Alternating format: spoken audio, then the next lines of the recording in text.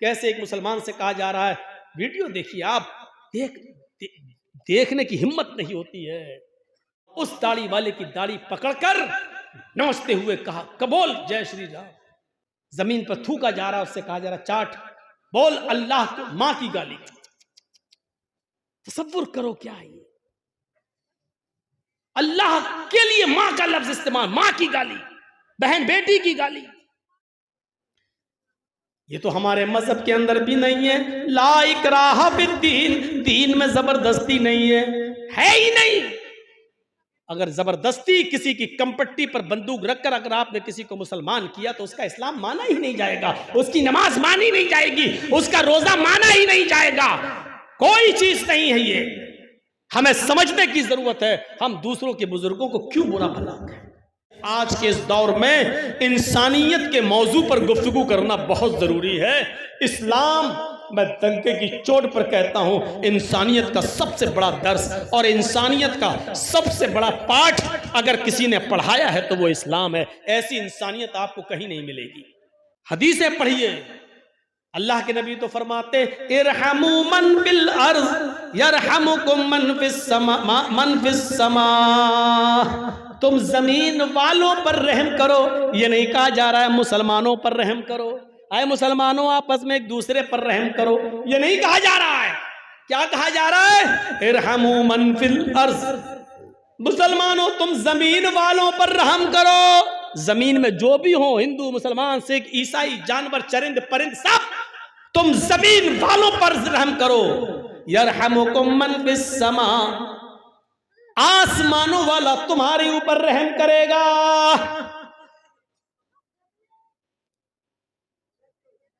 ہمارے پڑوس میں ایک ہندو رہتا ہے، اس کا بچہ بیمار ہے، ہاسپٹل کے اندر ایڈمٹ ہے، رمضان کا مہینہ چل رہا ہے.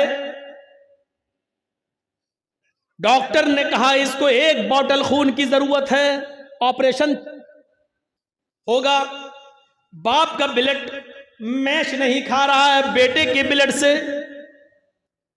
ہمارے اس ہندو پڑوسی کو معلوم ہے کہ مولانا جرجیز کا بلڈ گروپ وہی ہے جو میرے بچے کا ہے. فون آتا ہے، ایک مثال دے رہا ہوں، وہ ہندو پڑوسی فون کرتا ہے، جرجیز صاحب آپ کا بلڈ گروپ کیا ہے؟ جرجیز صاحب جواب دیتے ہیں A+. ارے میرے بیٹے کو A+ بلڈ کی ضرورت ہے، اگر آدھے گھنٹے میں آپ ہاسپٹل نہیں پہنچے تو میرا بیٹا مر جائے گا.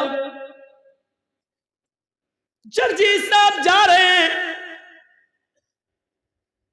گاڑی اٹھائی، بائک اٹھائی، 4 ویلر پکڑی، بھاگے، ہاسپٹل پہنچتے ہیں.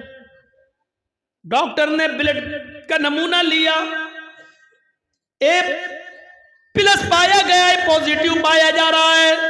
ہاں ٹھیک ہے، لیٹ جاؤ. جرجیز صاحب لیٹ گئے، لیکن مسئلہ معلوم ہے کہ روزے کی حالت میں 1 بلڈ بوتل بلڈ نہیں دیا جا سکتا.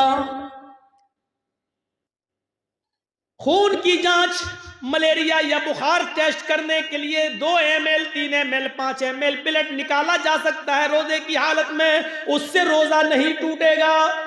لیکن 1 بوتل بلڈ روزے کی حالت میں دینا جائز نہیں ہے. ادھر اس ہندو بچے کی زندگی بچانا بھی ضروری ہے. شریعت یہ کہتی ہے، یہاں ہمارا مذہب یہ کہتا ہے جرجیز صاحب اس ہندو بچے کی جان بچا لو، یہی انسانیت ہے. اس کے لیے اگر تمہیں رمضان کے مہینے کا فرض روزہ توڑنا پڑ رہا ہے تو توڑ دو، روزہ ختم کر دو. یہ روزہ بعد میں بھی پورا کیا جا سکتا ہے، لیکن اگر وہ ہندو بچہ مر گیا تو پھر دوبارہ زندہ نہیں کیا جا سکتا ہے. یہ انسانیت ہمیں اسلام نے سکھلائی ہے کہ ہمیں اس ہندو بچے کے لیے اس کی جان بچانے کے لیے اپنا روزہ توڑنا پڑے گا. لیکن 1 بوتل بلڈ دے کر اگر ہماری زندگی خطرے میں نہیں ہے، تو ہم اس کو 1 بوتل خون دیں گے اور اس کی زندگی کو بچانا ہمارے لیے فرض ہو جائے گا، ضروری ہو جائے گا۔ جو مذہب غیر مسلموں کے بچوں کی جان بچانے کے لیے بلڈ دینے کو جائز ہی نہیں بلکہ ضروری قرار دے رہا ہو اور اس کے لیے اپنی محض مخصوص عبادت روزہ تک توڑنے کا حکم دے رہا ہو، اس مذہب کی انسانیت کا مقابلہ دنیا کا کوئی مذہب نہیں کر سکتا ہے۔ اس اسلام کی انسانیت کا تقاضا اور اس کے فضیلت کو دوسرے مذہب کے اندر عشر عشیر اس کا 10واں حصہ بھی، اس کا 1/10 بھی نہیں دکھائی دے گا، 10واں حصہ بھی نظر نہیں آئے گا۔ دنیا کے سارے مذہب اس سے خالی ہیں، ذرا تصور کرو۔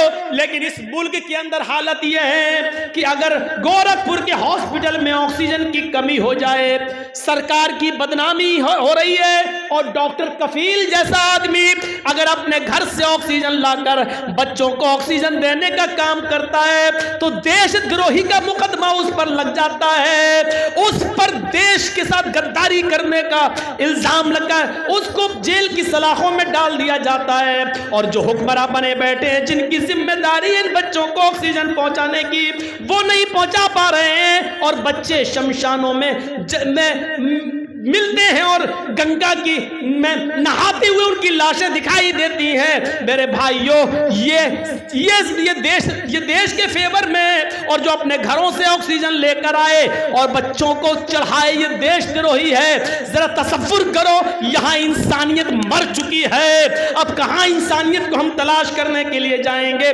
کہاں ڈھونڈیں گے؟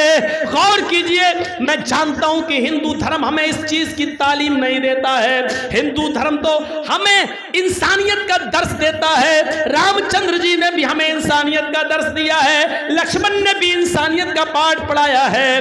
رام کے ماننے والے غلط ہو سکتے ہیں، رام نے ہمیں غلط چیز نہیں بتائی ہے، کرشن جی نے ہمیں غلط نہیں بتایا ہے، کرشن جی غلط نہیں ہے، کرشن کے ماننے والے غلط ہو سکتے ہیں، وہ دشمنی کا شکار ہو سکتے ہیں، محمد رسول اللہ غلط نہیں ہے، محمد کے ماننے والے دشمنی کا شکار ہو سکتے ہیں۔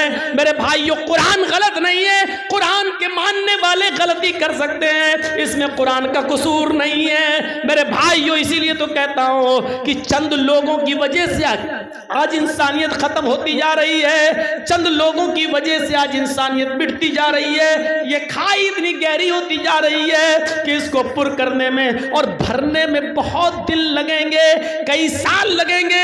ہمارا ملک بہت پیچھے چلا جا رہا ہے، پیچھے کی طرف جا رہا ہے، اس کو اپنی پٹری پہ آنے میں بہت سال لگیں گے اور یہ تبھی پورا ہوگا جب پیار اور پریم محبت ایک دوسرے سے کرنے لگے گا، تب جا کر یہ کھائی پوری ہوگی۔ اس کو ہمیں اور آپ کو سمجھنے کی ضرورت ہے، اپنا محاسبہ کرنے کی ضرورت ہے، اپنا حساب لینے کی ضرورت ہے۔ میرے بھائیوں، آپ پہلے قرآن کی 1-2 آیتیں پڑھتے ہیں، ترجمہ کرتے ہیں اور آپ کو بتاتے ہیں کہ انسانیت کہاں ہے۔ وَلَقَدْ كَرَّمْنَا بَنِي آدَمَ وَحَمَلْنَاهُمْ فِي الْبَرِّ وَالْبَحْرِ وَرَزَقْنَاهُمْ مِنَ الطَّيِّبَاتِ وَفَضَّلْنَاهُمْ عَلَى كَثِيرٍ مِّمَّنْ خَلَقْنَا تَفْضِيلًا۔ قرآن کی اس آیت پر غور کیجئے، یہاں مسلمان اور ہندو کا نام نہیں لیا جا رہا ہے۔ اللہ کہتا ہے ہم نے آدم کے ہر بیٹے کو عزت دی ہے، وَكَرَّمْنَا بَنِي آدم، میں نے آدم کے سارے بیٹوں کو، آدم کی ساری اولاد کو ہم نے مکرم بنایا ہے، ہر ایک کو عزت دی ہے۔ ہندو بھی باعزت ہے، مسلمان بھی باعزت ہے، سکھ بھی باعزت ہے، جینی بھی باعزت ہے، دنیا میں جتنے مذاہب ہیں سب آدم کی اولاد، جو بھی مذہب کے ماننے والے آدم کی اولاد ہیں۔ اللہ کہتا ہے ہم نے آدم کے ہر بیٹے کو، ہم نے بنی آدم کو مکرم بنایا ہے، معزز بنایا ہے، باعزت بنایا ہے۔ اور آدم کے ہر بیٹے کو ہم نے وَحَمَلْنَاهُمْ فِي الْبَرِّ وَالْبَحْرِ، ہم نے آدم کے ہر بیٹے کو خشکی اور تری میں، خشکی اور سمندر میں ہم نے ان کو سواری دی ہے، ہم نے ان کو سواری یعنی ہم نے ان کو سوار کیا، اٹھایا ہے۔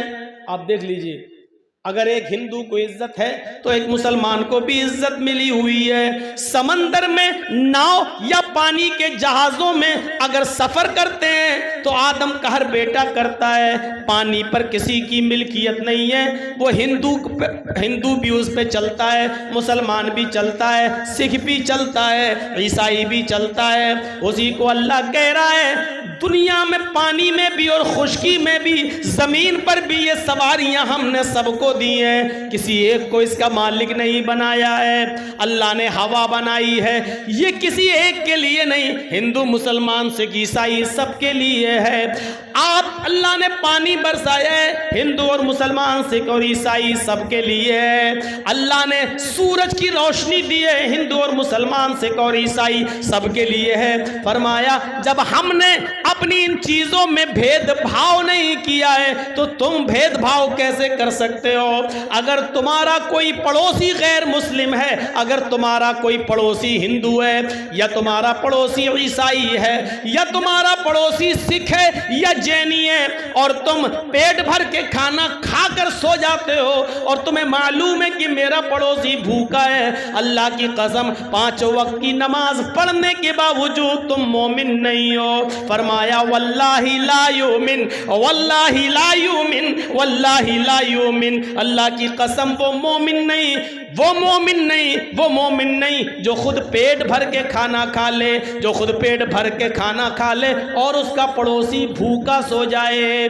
ہندو اور مسلمان کی کوئی قید نہیں لگائی جا رہی ہے، یہ انسانیت بھرا درس اگر دنیا کی کسی مذہب کے اندر ہے تو وہ اسلام دیتا ہے، ہر مذہب دیتا ہے کسی نہ کسی شکل میں۔ میرے پیارے ساتھیوں، ہم آج ہندوؤں کو مسلمانوں سے اور مسلمانوں کو ہندوؤں سے لڑانے کی کوشش کر کے ہم اس خون کی لاشوں پر کرسیاں جمانے کی کوشش کرتے ہیں اور کرسیوں پر بیٹھنے کی کوشش کرتے ہیں۔ اللہ کہتا ہے ہم نے آدم کے ہر بیٹے کو عزت دی ہے، ہم نے آدم کے ہر بیٹے کو خشکی اور تری میں، پانی میں اور زمین میں سواری دی ہے۔ وَرَزَقْنَاهُم مِّنَ الطَّيِّبَاتِ، آسمان سے بارش برسا کر کھیتوں میں جو اناج پیدا کیا ہے، پاکیزہ رزق اتارا ہے، وہ بھی میں نے سب کو دیا ہے۔ وہ ہندوؤں کو بھی دیا، مسلمانوں کو بھی، سکھوں کو بھی اور عیسائیوں کو بھی۔ ہندوؤں کے کھیتوں میں بھی اناج پیدا ہوتا ہے، مسلمانوں کے کھیتوں میں بھی، سکھوں کے کھیتوں میں بھی اور عیسائی کے کھیتوں میں بھی۔ ہم نے کوئی بھید بھاؤ نہیں کیا ہے، لہذا تمہیں بھی کسی کو بھید بھاؤ کی نظر سے نہیں دیکھنا ہے۔ وَحَمَلْنَاهُمْ بِالْبَرِّ وَالْبَحْرِ وَرَزَقْنَاهُمْ مِنَ الطَّيِّبَاتِ وَفَضَّلْنَاهُمْ عَلَى كَثِيرٍ مِّمَّنْ خَلَقْنَا تَفْضِيلًا، اور ہم نے آدم کے ہر بیٹے کو، ہم نے آدم کی اولاد کو بہت سی مخلوق کے اوپر فضیلت دی ہے۔ بہت سی مخلوق کو یہ مقام حاصل نہیں ہے جو ہم نے انسان کو دیا ہے، مسلمان کو نہیں، انسان کو دیا ہے۔ یعنی انسان میں ہندو اور مسلمان سب شامل ہیں، یہ قرآن کہہ رہا ہے۔ قرآن یہ ہمیں بتلا رہا ہے کہ ہر آدم کا بیٹا باعزت ہے، آپ کسی کو بھی ذلیل کرنے کا حق نہیں رکھتے ہیں۔ اللہ کہہ رہا ہم نے سب کو معزز بنایا، سب کو محترم بنایا، سب کو ہم نے عزت دی ہے۔ یہ بزرگی تقوی کی بنیاد پر ملتی ہے، کوئی بڑا اور کوئی چھوٹا نہیں ہے، ہم سب، کوئی بھی کاسٹ ہو، کوئی بھی قوم ہو، سب برابر ہیں۔ اگر کسی کو بڑا کہا جا سکتا ہے تو صرف تقوی کی بنیاد پر، جو اللہ سے سب سے جتنا زیادہ ڈرے گا وہ اللہ کی نظر میں اتنا ہی زیادہ بڑا ہوگا۔ میرے بھائیوں، اس چیز کو ہمیں سمجھنے کی ضرورت ہے اور کوشش کرنی چاہیے۔ یا ایھا الناس انا خلقناکم من ذکر و انثی وجعلناکم شعوبا وقبائل لتعارفوا ان اکرمکم عند اللہ اتقاکم۔ اللہ فرماتا ہے قرآن کریم کے اندر ہے سمپورن جگت کی مانو ذاتی، ہے ساری دنیا کے انسانوں، ہم نے تم کو ایک مرد اور ایک عورت سے پیدا کیا ہے، تمہارا باپ ایک ہے، تمہاری ماں ایک ہے۔ آئے لوگوں، تم میں کوئی بڑا نہیں، کوئی چھوٹا نہیں۔ ان اکرمکم عند اللہ اتقاکم، تم میں سب سے بڑا وہ ہے جو اللہ سے سب سے زیادہ ڈرتا ہے، جو اللہ سے سب سے زیادہ خوف کھاتا ہے۔ یہاں پر آنے کے بعد اب ہمیں غور کرنا چاہیے. آئیے قرآن کریم کی ایک آیت اور آپ کے سامنے پیش کرتا ہوں، اس سے آپ اندازہ لگائیے. کسی سے دشمنی ہو سکتی ہے، آپ نے میرا حق مارا ہے، ہم نے آپ کا حق مارا ہے، آپ ہمارے دشمن، ہم آپ کے دشمن، ہو سکتا ہے. غیر مسلموں سے بھی دشمنی ہو سکتی ہے کسی بھی بات پر. لیکن اللہ نے کہا دشمنی چاہے جتنی ہو، لیکن دشمنی کا تقاضا یہ نہیں ہے کہ آپ عدل اور انصاف کرنا چھوڑ دیں گے اور سچی بات کرنا چھوڑ دیں گے، اور فیصلہ کرتے وقت آپ یہ دیکھیں گے کہ جرجیس مسلمان ہے تو فیصلہ مسلمان کے حق میں کیا جائے، یا ہندو یہ دیکھے گا کہ میرا آدمی یہ ہے کہ میں اس کے حق میں فیصلہ کر دوں. نہیں، قرآن کریم نے یہاں کیا کہا ہے اور کیا تعلیم دی ہے اس کو دیکھیے. اور ایک دو واقعات. وَلَا يَجْرِمَنَّكُمْ شَنَآنُ قَوْمٍ عَلَىٰ أَن لَّا تَعْدِلُوا اعْدِلُوا هُوَ أَقْرَبُ لِلتَّقْوَىٰ. یہ قرآن کی آیت ہے، میں کوئی لیلا مجنوں کی کہانی نہیں سنا رہا ہوں. سنیے قرآن کریم کی اس آیت نے ہمیں کتنا زبردست حکم دیا ہے. وَلَا يَجْرِمَنَّكُمْ شَنَآنُ قَوْمٍ، کسی بھی قوم کی دشمنی تمہیں اس بات پر مجبور نہ کر دے کہ اللہ تعدلوا، کہ تم ان کے درمیان انصاف نہ کر سکو، نیائے نہ کر سکو، نیائے نہ کر سکو، عدل و انصاف نہ کر سکو. اگر اس بات پر مجبور کر دیا تو سمجھ لو کہ آپ مومن نہیں ہیں، مسلمان ہیں، اور سامنے میرا دشمن ہے، اور جرجیس صاحب جج ہیں، جج کی کرسی پر بیٹھے ہیں، مسلمان ہیں، جج ہیں، لیکن میری کسی سے دشمنی ہے اور اتفاق سے اسی کا مقدمہ میری عدالت میں آ گیا ہے. اب جرجیس صاحب اپنی دشمنی نبھانا چاہتے ہیں کہ ٹھیک ہے، جس کے ساتھ اس کا مقدمہ چل رہا، فیصلہ اس کے خلاف سناؤں گا، چاہے وہ کتنا بڑا ایماندار ہو، چاہے وہ کتنا بڑا حق پر ہو. لیکن جرجیس صاحب اب اپنی دشمنی نبھا رہے ہیں. نہیں صاحب، زمین کا جھگڑا ہے، ٹھیک ہے، ہم کچھ نہ کچھ قانونی پوائنٹ نکال کر اس کو دے دیں گے، اس کو نہیں دیں گے. جیسے ہوا ہے سپریم کورٹ تک میں ہوا ہے. 1949 تک مسجد تھی، کورٹ مان رہی ہے. 1949 تک نماز پڑھی جاتی تھی، کورٹ یہ بھی مان رہی ہے. مسلمانوں نے مندر توڑ کر یہ مسجد نہیں بنائی. جو ہندو لوگوں نے دعویٰ کیا ہے کہ بابر نے مندر توڑ کر مسجد بنایا، کورٹ میں اس چیف جسٹس نے یہ بھی لکھا اس فیصلے میں کہ ہندو لوگ یہ ثابت نہیں کر پائے کہ مندر توڑ کر مسجد بنائی گئی. یہ بھی غلط ہے. مندر توڑ کر مسجد بنانا بھی ہندو لوگ ثابت نہیں کر پائے، یہ بھی کورٹ نے مانا.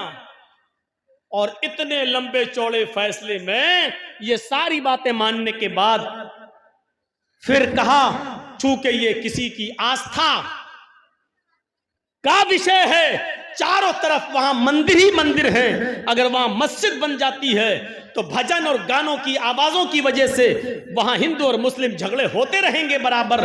کبھی ان کے بھجن کی آواز، کبھی ان کے مائکوں کی آواز، کبھی اللہ اکبر کی آواز، اور کبھی ادھر منتروں کی آواز. لہٰذا یہ لڑائی اور جھگڑے کے سودے بنتے رہیں گے اور یہ جھگڑے کا ایک بنیاد بنے گی. لہٰذا اس جگہ کو ہندوؤں کو دی جاتی ہے کہ وہ اپنا مندر بنائیں، اور اس مسجد کو جو توڑی گئی ہے اور شہید کی گئی ہے، اس مسجد کو بنانے کے لیے مسلمانوں کو اسی ایودھیا میں دوسری جگہ 5 ایکڑ زمین دے دی جاتی ہے تاکہ وہاں جا کر وہ مسجد بنا لیں. یہ فیصلہ ہوا ہے.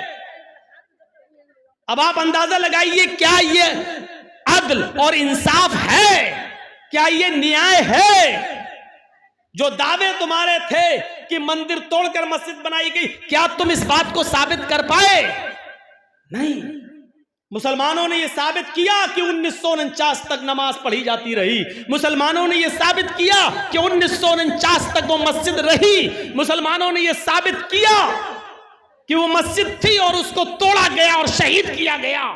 لیکن پیارے ساتھیوں، اس کے باوجود فیصلہ کیا ہوتا ہے؟ اسی کو قرآن کہہ رہا ہے وَلَا يَجْرِمَنَّكُمْ شَنَانُ قَوْمٍ عَلَىٰ أَلَّا تَعْدِلُوا۔ لوگو، آئے مسلمانوں تم ایسا مت کرنا، آئے مسلمانوں تم ایسا مت کرنا کہ کسی